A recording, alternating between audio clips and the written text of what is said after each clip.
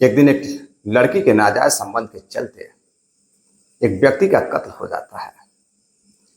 कत्ल उस व्यक्ति का ही नहीं बल्कि उस दिन कत्ल एक पवित्र रिश्ते का भी हुआ था। नमस्कार, प्रणाम। मैं विशुराज स्वागत करता हूँ विश्व वारदात तक के एक और नए एपिसोड में। उम्मीद है आप लोग स्वस्थ होंगे, मस्त होंगे, अपना ख्याल रख रहे होंगे। आज की कहानी शुरू करें उससे पहले जितने भी साथी हमारे चैनल पर नए आए हैं, चैनल को सब्सक्राइब करें, वीडियो को लाइक करें, वीडियो अच्छी लगी तो अपने दोस्तों रिश्तेदारों में शेयर भी करें ताकि ज़्यादा से ज़्यादा लोग हमारे विश्व वारदात तक के इस परिवार से जुड़ सकें और जागरूक हो सकें। आते हैं आज की कहानी पर। भगवानपुर मार्ग के पास एक गांव पड़ता है, चौरादेव।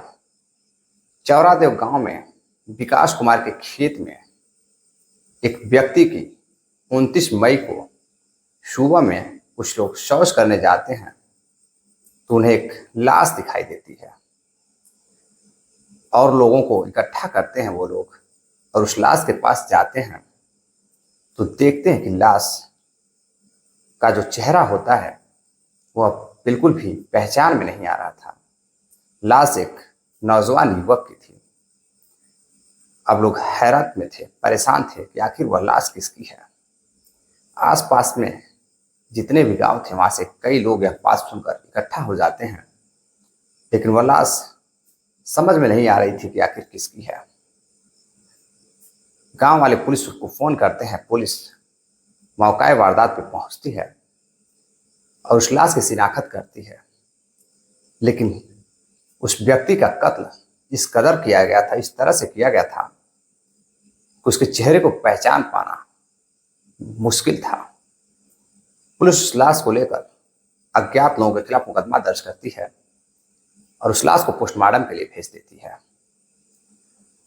पुलिस अब जुट जाती है अपने प्रोसेस में, जांच पड़ताल में। आसपास के गांव में पूछताछ करती है, लेकिन न तो किसी का पता चलता है, न ही किसी के गायब होने का पता चलता है। अब उस लाश के बारे में पता करना पुलिस की सबसे बड़ी चुनौती रहती है। पुलिस को 3 महीने लग जाते हैं, उससे भी अधिक समय लग जाते हैं, लेकिन पुलिस यह पता नहीं कर पा रही थी कि वह लाश किसकी है। तभी एक दिन एक व्यक्ति पुलिस को फोन करके बताता है कि सहारनपुर के पास एक गांव पड़ता है, उस गांव का एक व्यक्ति कई महीनों से दिखाई नहीं दे रहा है और उसकी जो पत्नी है वह किसी और के साथ घूमते हुए नजर आती है। अब वह पुलिस को शक होता है। तभी पुलिस पोस्टमार्टम रिपोर्ट मंगाती है। पुलिस पोस्टमार्टम रिपोर्ट में देखती है तो जो पोस्टमार्टम रिपोर्ट बता रही थी उस हिसाब से उस व्यक्ति का गला दबाकर पहले हत्या की गई थी, फिर कई बार चाकुओं से वार किया गया था। अब पुलिस का संदेह, जो इनपुट देता है व्यक्ति मुखबिर, उसके बताए हुए गांव पर, उस गांव का नाम रहता है गागलहेड़ी। थाना क्षेत्र में रविदास मंदिर के पास एक घर रहता है। पुलिस उस बताए हुए एड्रेस पे पहुंचती है। वहां एक महिला रहती है, उसका नाम मंजू रहता है। मंजू से पूछताछ करती है तो वह बताती है कि उसका पति कई महीनों से घर से लापता है। जब पुलिस पूछती है कि तुमने उसके लापता होने की गुमशुदगी की रिपोर्ट क्यों नहीं दर्ज कराई, तो वह बताती है कि मेरा पति मुझसे नाराज होकर के गुस्से में घर से निकला था, तो मुझे लगा कि किसी रिश्तेदार या कहीं रोजगार के लिए गए होंगे, कुछ दिनों बाद वह घर आ जाएंगे। पुलिस उससे पूछताछ करती है, उसके बाद उसका बयान दर्ज करती है और वापस थाने चली जाती है। उस लाश को मंजू के हवाले कर देती है।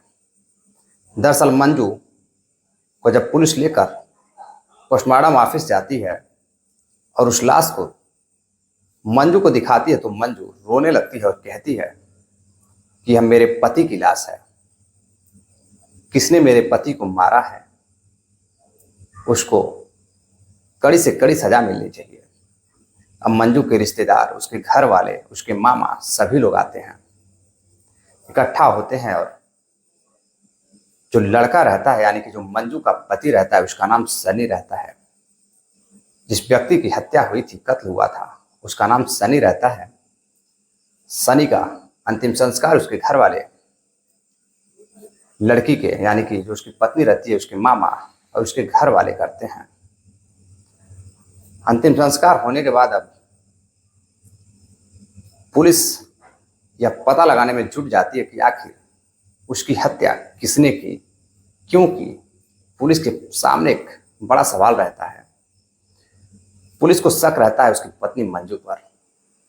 दरअसल कहानी शुरू होती है आज यानी कि इस साल 2023 से 10 साल पहले 2013 से।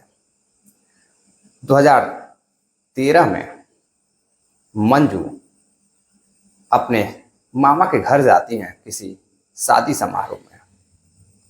वहाँ एक उनके बगल का लड़का रहता था, उनके मामा के बगल का पड़ोसी लड़का रहता था जिसका नाम अजय था। किसी प्रोग्राम के दौरान, शादी में डांस प्रोग्राम या संगीत प्रोग्राम के दौरान दोनों की मुलाकात होती है।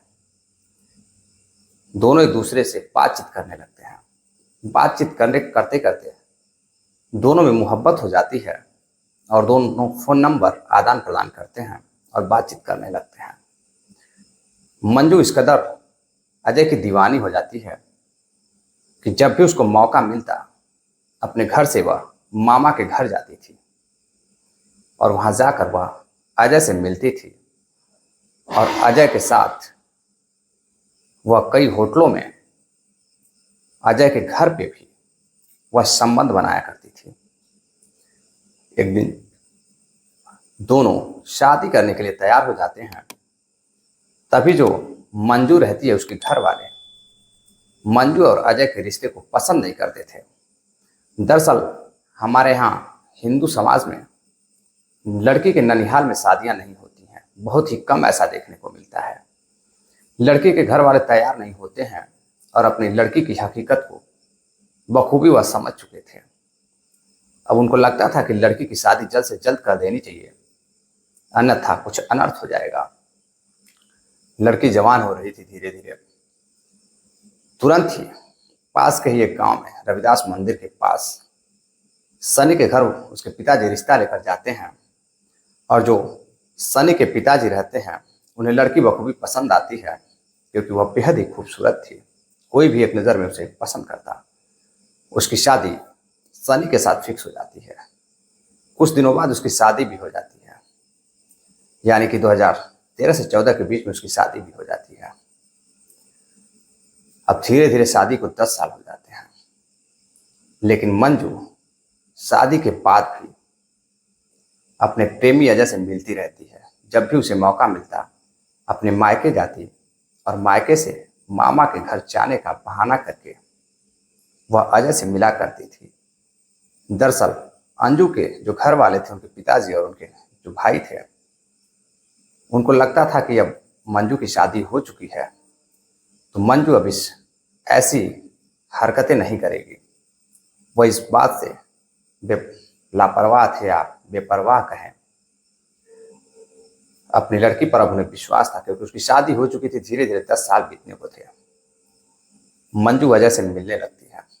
एक बार फिर दोनों करीब आने लगते हैं, एक दूसरे के साथ संबंध बनाने लगते हैं, घूमने लगते हैं। कुछ दिनों बाद इसकी जानकारी सनी को मिल जाती है। दरअसल एक दिन सनी अपने घर में बैठा रहता है कमरे पे, तभी अजय का फोन आता है मंजू के फोन पर। मंजू कहीं बाहर गई रहती है और वह समझ जाता है कि यह फोन अजय का है।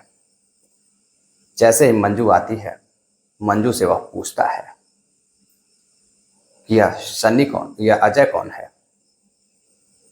वह इधर उधर की बातें करती, लेकिन सनी धीरे धीरे अजय के बारे में पता लगाता है और सब कुछ समझ जाता है। उसे सारी जानकारी, सारी हकीकत पता चल जाती है।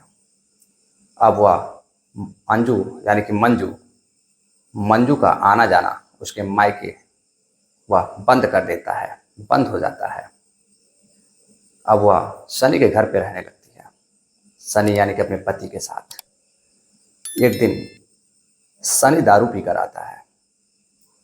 जब उसकी पत्नी मंजू बोलती है, पूछती है कि तुम दारू पीकर क्यों आए हो, तो अब बताता है कि जो तुमने दर्द दिया है, जो तुमने गम दिया है, इसे भुला पाना मुश्किल है। मेरी पत्नी किसी और के साथ संबंध बनाए, किसी और के साथ बातें करिए, मैं कैसे बर्दाश्त कर सकता हूं।